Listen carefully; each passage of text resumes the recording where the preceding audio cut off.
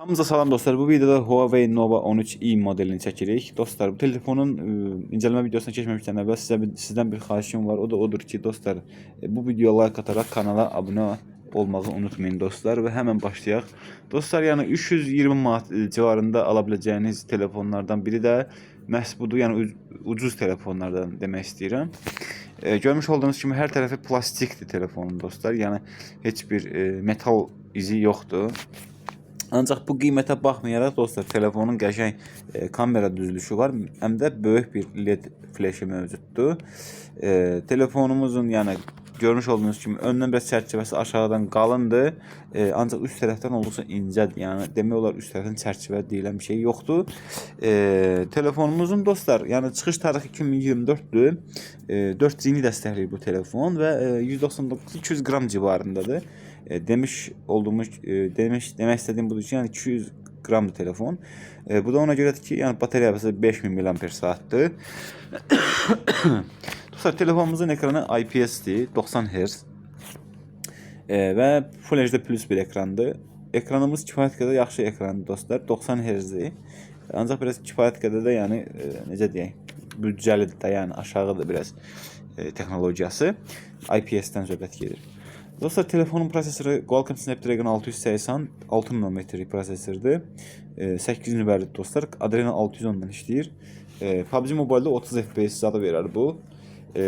Amma isinməsi azdır. Yəni 5000 mAh bateriya ilə, yəni bir gün, 2 gün rahat istifadə edə bilirsiniz. Üzr sayın dostlar. Maksimumda 256 GB yaddaş, 8 GB RAM-la gəlir. 108 megapiksellik kamerası var. Bu kamerada yəni gündüz vaxtı yaxşı şəkillər çəkə bilər, amma gecə vaxtı yox. 1080p 30 FPS video çəkir dostlar bu telefonun kamerası. Ön kamerası 8 megapikseldir dostlar. 1080p yenə 30 FPS video çəkir.